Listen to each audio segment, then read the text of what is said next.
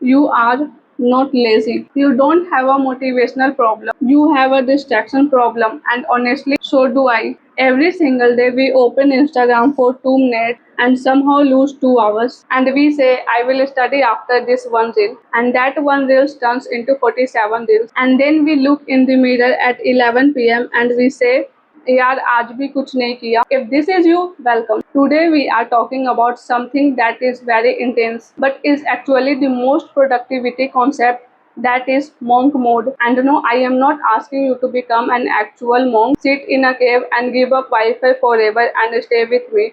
No. What is monk mode? Monk mode is basically this. For a fixed period, could be 30 days, could be 90 days, you cut all non-essential distraction and go all in on one goal. Think of it like this. Imagine your brain is a phone with 40 apps open in the background.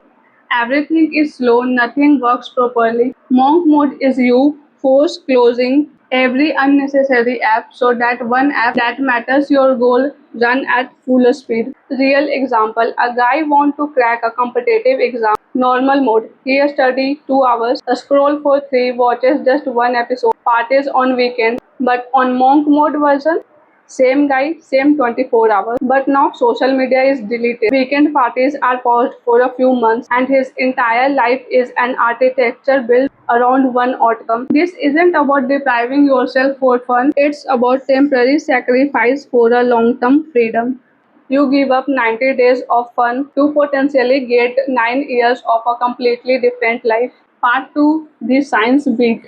Why it actually works. Here is the part most people skip, but this is where it gets interesting. Our brain works on something which is called attention residue. When you switch from study to Instagram and back to studying, your brain doesn't fully leave Instagram. A part of it is still thinking about that meme you just saw. So when you go back to your books, you are not actually giving your 100%. You are maybe giving 60% focus because 40% is stuck somewhere else. Now imagine doing this 15 to 20 times in a day. Your brain never gets a clean focused block. This is why you can study for 6 hours and retain nothing. Monk mode works because it removes switching. No switching means no residue. No residue means your brain finally gets what it actually needs to learn deeply. Long uninterrupted focus block. This connects to something called deep work. The idea that real, meaningful progress happens in long stretches of undistracted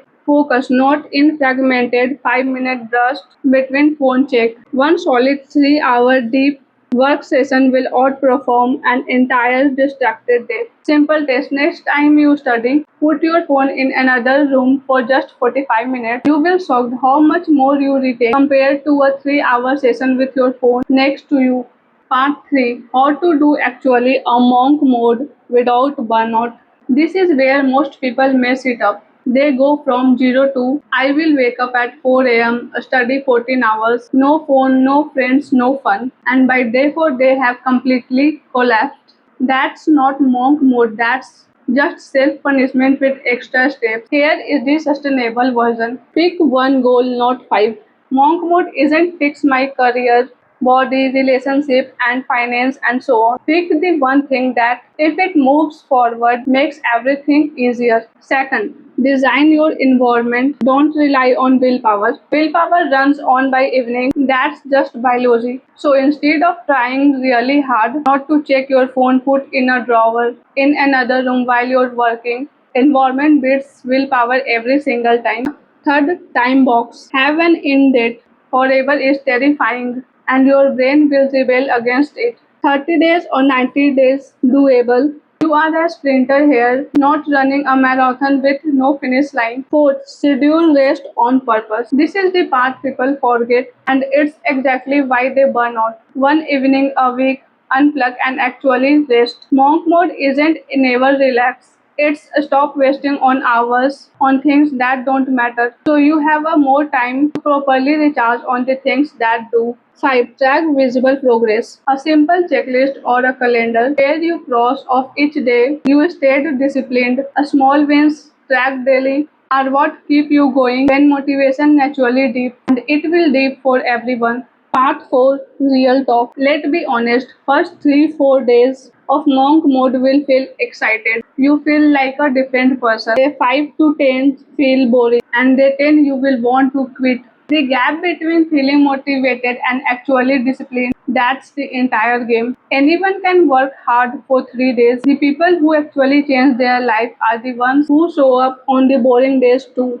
When there is zero excitement and zero applause, you don't need to feel ready. You just need to not quit today. That's it. And that's the secret nobody wants to admit because it sounds too simple. So here are your tasks right now before you close this video. Pick one goal, pick one distraction. You are deleting for the next 7 days, not 90 days. Just 7. Taste the waters. Comment below what is the one distraction you are cutting this week.